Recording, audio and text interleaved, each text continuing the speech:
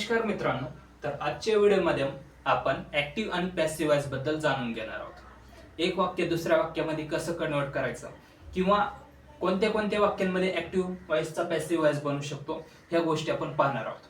तर आपण याच्यात परीक्षेबद्दल बोलायचं झालं तर बऱ्याचशा परीक्षांमध्ये ऍक्टिव्ह वॉइसला पॅसिव्ह वॉइस मध्ये कन्वर्ट करायला लावतात किंवा पॅसिव्ह वॉइसला ऍक्टिव्ह वॉइस मध्ये कन्वर्ट करायला लावतात.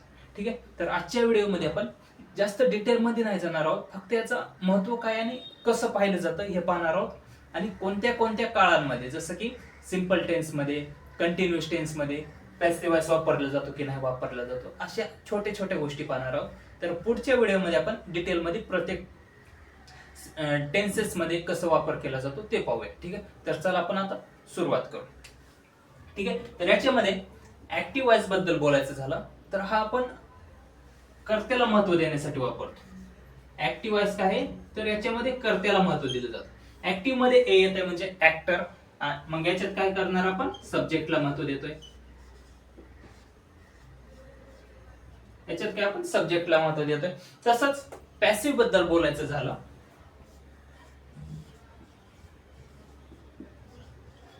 तर याच्यामध्ये आपण ऑब्जेक्टला महत्व देतोय.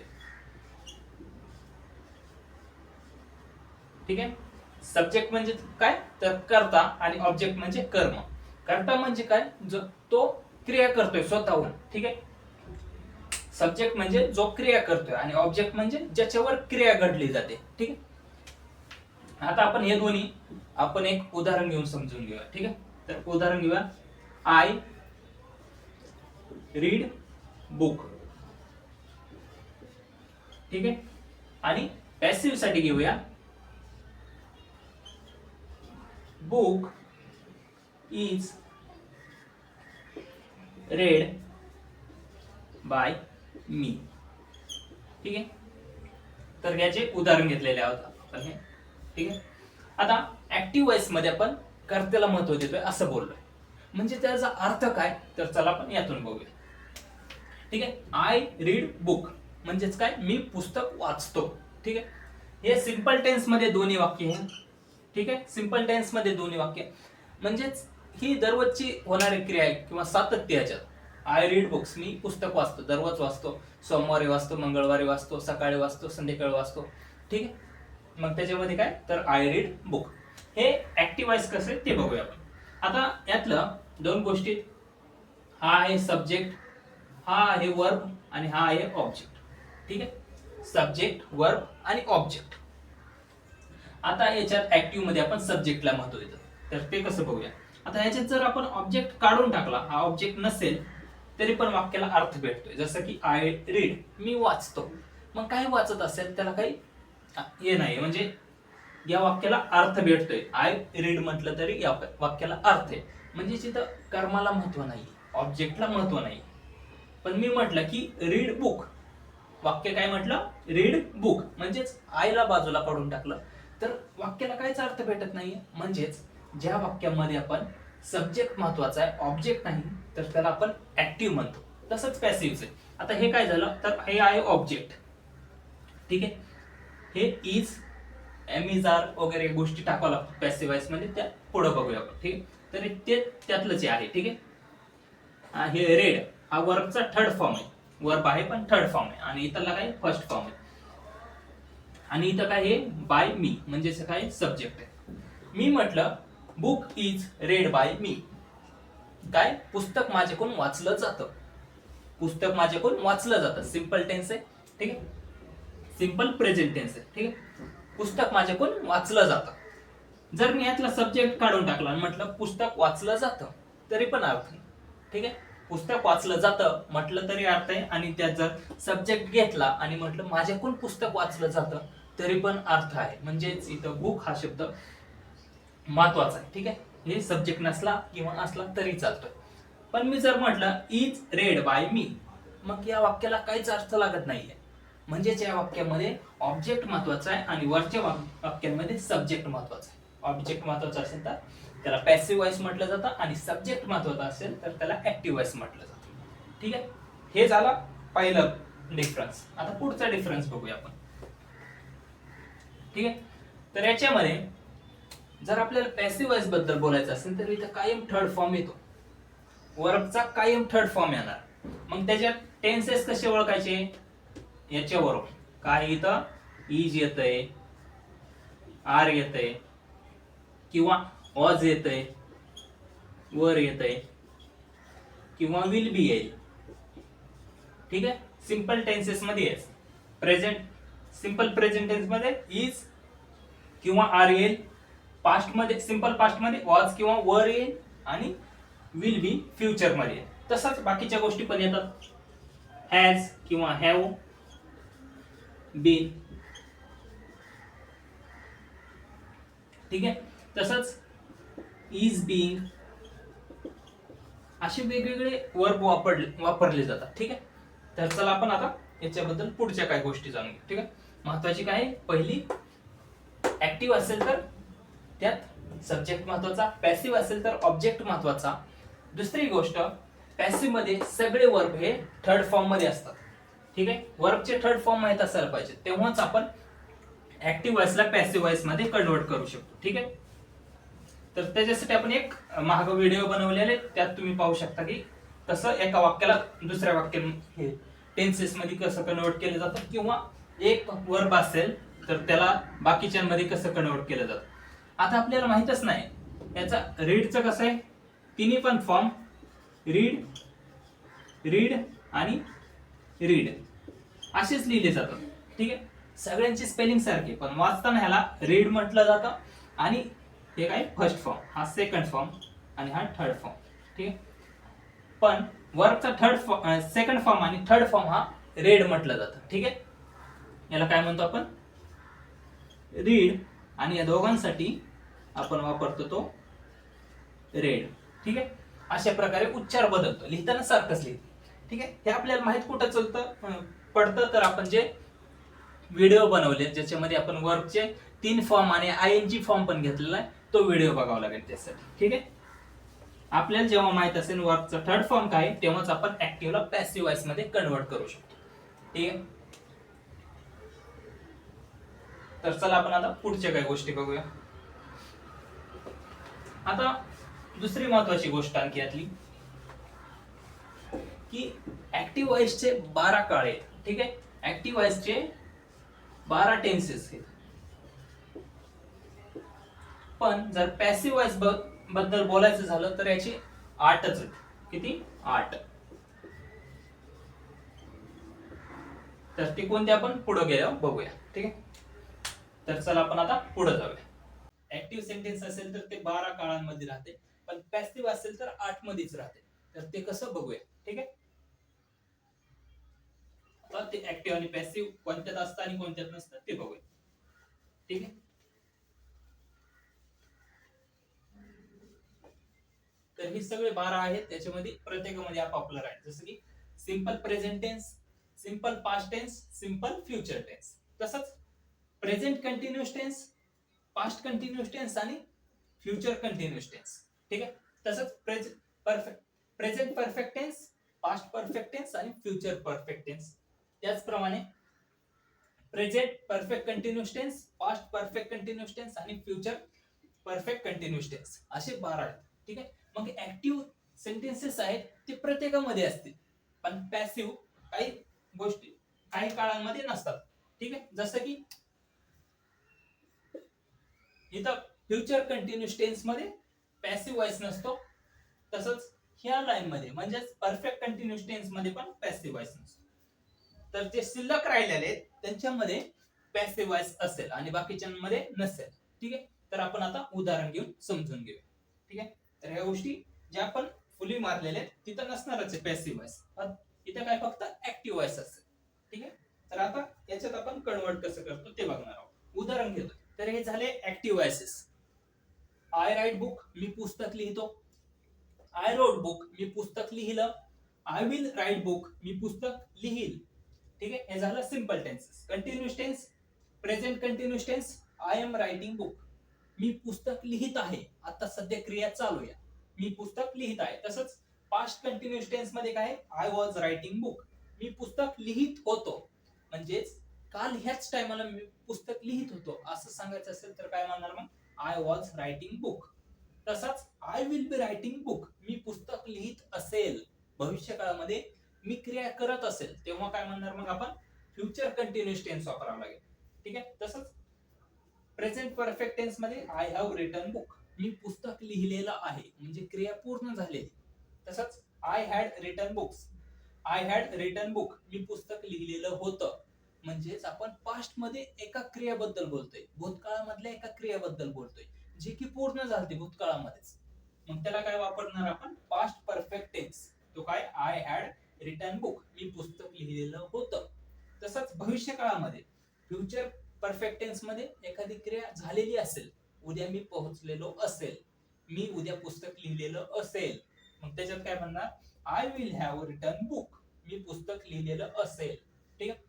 तसंच प्रेझेंट परफेक्ट कंटिन्युअस टेन्स, म्हणजेच परफेक्ट कंटिन्युअस टेन्स कुठं वापरतो तर एखादी क्रिया होत आलेली.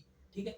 प्रेझेंट टेन्स मध्ये होत आलेली, पास्ट मध्ये होत आलेली होती, आणि फ्युचर मध्ये होत आलेली असेल. ठीक आहे. याच्यासाठी आपण परफेक्ट कंटिन्युअस टेन्स वापरतो. मग त्यात जर एखादी क्रिया आतापर्यंत होत आलेली, मग ती कसं सांगणार I have been writing book, मी पुस्तक लिहित आलेलो आहे, म्हणजे सध्या पण लिहितोय आणि पहिलं पण लिहायचो.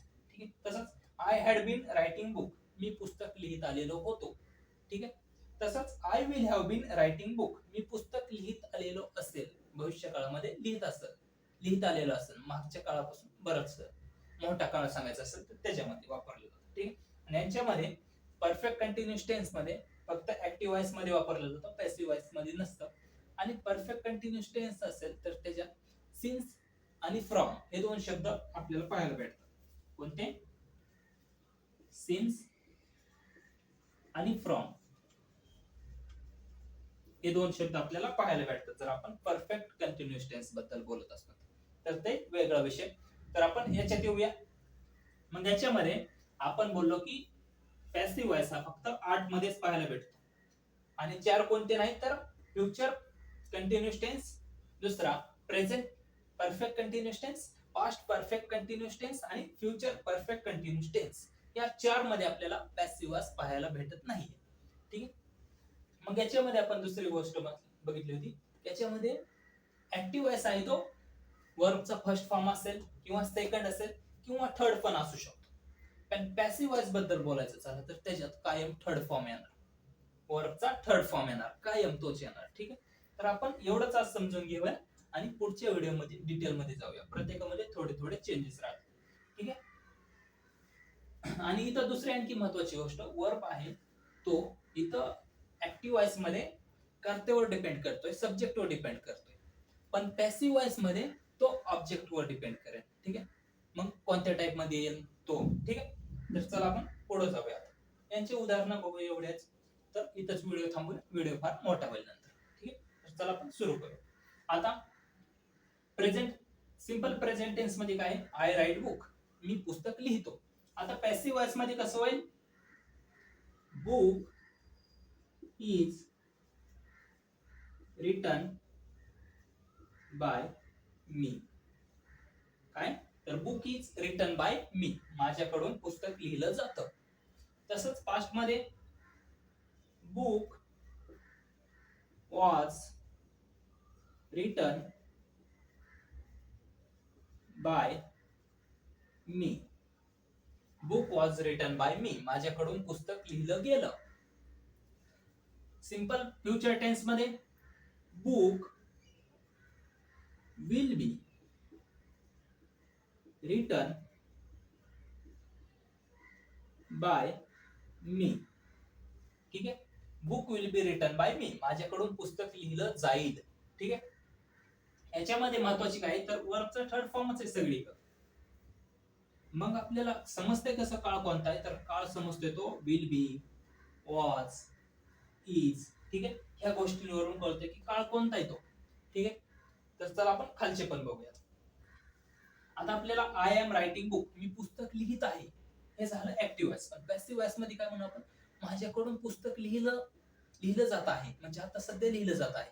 मग ते कसं म्हणणार, तर book is being written by me. काय, बुक इज बीइंग, इथं काय is being, book is being written by me. इथं काय इज होतं फक्त, पण खाली इज बिंग आलं. बिंग म्हणजे काय, कंटिन्युअस टेन्स साठी आपण बिंग वापरलं. मग कंटिन्युअस टेन्स साठी बिंग आहे, तर मग इथं पण येणार आहे ते. मग काय येणार, book was being written by me. ठीक आहे, book was being written by me, माझ्याकडून पुस्तक लिहिलं गेलं जात होतं. ठीक आहे, आणि इथं तर येतच नाही, आपण पहिलेच सांगितलं की इथं येतच नाही पॅसिव्ह वॉइस. ठीक आहे, तर आता परफेक्ट टेन्सेस मध्ये, आता इथं हॅव आहे, तर आपण ऍक्टिव्ह आहे की पॅसिव्ह आहे ते ओळखण्यासाठी वेगळी ट्रिक आहे. त्यात वर्बचा थर्ड फॉर्म इथं पण आहे, याच्यात पण आता बदल कसे देणार आहे. इथं वर्बचा थर्ड फॉर्म वर ओळख येत होतं फर्स्ट फॉर्म सेकंड फॉर्म आहे म्हणून, पण आता इथं दोघांमध्ये पण थर्ड फॉर्म आहे, ऍक्टिव्ह मध्ये पण थर्ड आहे आणि पॅसिव्ह मध्ये पण थर्ड आहे. मग तिथं ओळखण्यासाठी एक नवीन शब्द ऍड केला जातो, तो कोणता आहे, book has been written by me. कोणता शब्द ऍड केला, बीन. ठीक आहे, इथं बीन ऍड केला.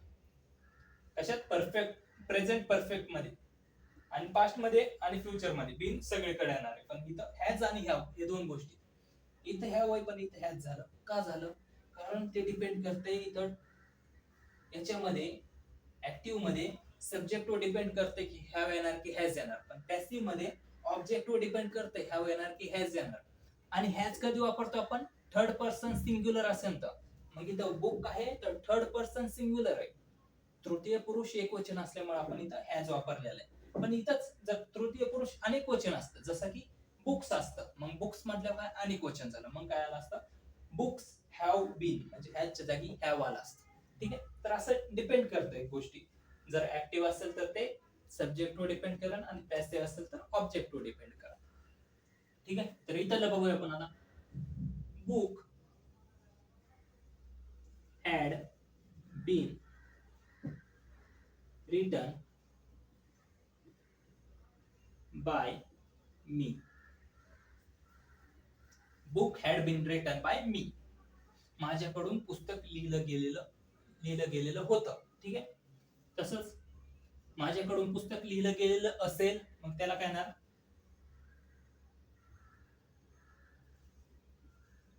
Book will have been written by मी.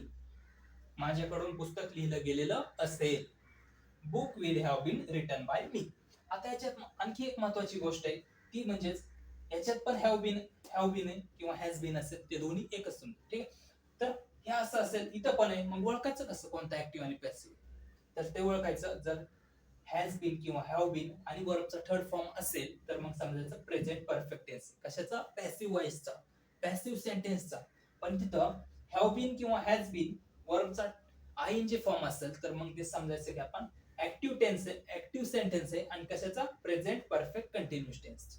तसंच इथं पण हॅड बीन असेल आणि वर्बचा थर्ड फॉर्म असेल तर पॅसिव्ह वॉइस, आणि हॅड बीन आणि वर्बचा आयएनजी असेल तर ऍक्टिव्ह सेंटेन्स. ठीक आहे, इथं पण तसंच हॅव बीन वर्बचा थर्ड फॉर्म असेल तर पॅसिव्ह वॉइस, आणि हॅव बीन वर्बचा आयएनजी फॉर्म असेल, विल हॅव बीन चा वर्ब विल हॅव बीन आणि नंतर वर्बचा आयएनजी फॉर्म असेल तर मग समजायचं ते आपला ऍक्टिव्ह वॉइस आहे, कशातला, परफेक्ट कंटिन्युअस टेन्स. ठीक आहे, तर हे झालं, आपण एकदा ओव्हरऑल करूया आणि थांबूया. ठीक आहे, तर चला आपण बघूया. याच्यामध्ये पहिला आहे प्रेझेंट, सिंपल प्रेझेंट टेन्स मध्ये आय राईट बुक, मी पुस्तक लिहितो. Book is written by me, माझ्याकडून पुस्तक लिहिलं गेलं जातं. ठीक आहे, तसंच सिंपल पास्ट मध्ये आय रोट बुक, मी पुस्तक लिहिलं. Book was written by me, माझ्याकडून पुस्तक लिहिलं गेलं. ठीक आहे, फ्युचर मध्ये आय विल राईट बुक, मी पुस्तक लिहील. Book will be written by me, माझ्याकडून पुस्तक लिहिलं जाईल. ठीक आहे, तसंच प्रेझेंट कंटिन्युअस टेन्स मध्ये आय एम रायटिंग बुक, मी पुस्तक लिहित आहे. Book is being written by me, माझ्याकडून पुस्तक लिहिलं जात आहे. ठीक आहे. तसंच पास्ट कंटिन्युअस टेन्स मध्ये आय वॉज रायटिंग बुक, मी पुस्तक लिहित होतो. Book was being written by me, माझ्याकडून पुस्तक लिहिलं जात होतं. फ्युचर कंटिन्युअस टेन्स इथं फक्त ऍक्टिव्ह आहे, पॅसिव्ह नाहीये. मग काय, I will be writing book, मी पुस्तक लिहित असेल. आता प्रेझेंट परफेक्ट टेन्स मध्ये आय हॅव रिटन बुक, मी पुस्तक लिहिलेलं आहे. Book has been written by me, माझ्याकडून पुस्तक लिहिलं गेलेलं आहे. माझ्याकडून पुस्तक लिहिलं गेलेलं आहे. ठीक आहे. Past perfect tense I had written book, मी पुस्तक लिहिलेलं होतं. मी पुस्तक लिहिलेलं होतं. Book had been written by me, माझ्याकडून पुस्तक लिहिलं गेलेलं होतं. तसंच future perfect tense I will have written book, मी पुस्तक लिहिलेलं असेल. Book will have been written by me, माझ्याकडून पुस्तक लिहिलं गेलेलं असेल. ठीक आहे. आणि खालचे परफेक्ट कंटिन्युअस टेन्स आहे, तिथं पण पॅसिव्ह व्हॉइस येत नाही. आपण ऍक्टिव्ह बघूया. प्रेझेंट परफेक्ट कंटिन्युअस टेन्स मध्ये I have been writing book, मी पुस्तक लिहित आलेलो आहे. Past perfect continuous tense I had been writing book, मी पुस्तक लिहित आलेलो होतो. I will have been writing book, मी पुस्तक लिहित आलेलो असेल. ठीक आहे. तर अशा प्रकारे ऍक्टिव्ह व्हॉइस 12 टेन्सेस मध्ये असतं, पण पॅसिव्ह व्हॉइस फक्त 8 मध्ये असतं. ठीक आहे. तर ही एक महत्त्वाची गोष्ट आहे. तुम्ही हा टेबल लक्षात ठेवू शकता. आता आपण पुढच्या व्हिडिओमध्ये प्रत्येकाला आपण सेपरेट घेऊया. जसं की सिंपल प्रेझेंट टेन्स मध्ये कोणते कोणते रोल येतात, कोणकोणते फरक पडतात, कोणकोणते डिफरन्स आहेत, ते आपण स्पेसिफिक बघूया. पण हे फक्त आपल्याला माहित असायला पाहिजे. एवढं फक्त वाक्य आणि एक्झाम्पल माहित असेल तर आपण परीक्षेमध्ये साधारणतः एक गेस करू शकतो की कोणता ऑप्शन बरोबर असतो. ठीक आहे. पण त्याला डिटेल मध्ये आपण पुढच्या व्हिडिओमध्ये बघून घेऊ. ठीक आहे. तर चला आज आपण इथंच थांबूया आणि पुढच्या व्हिडिओमध्ये लवकरच भेटूया.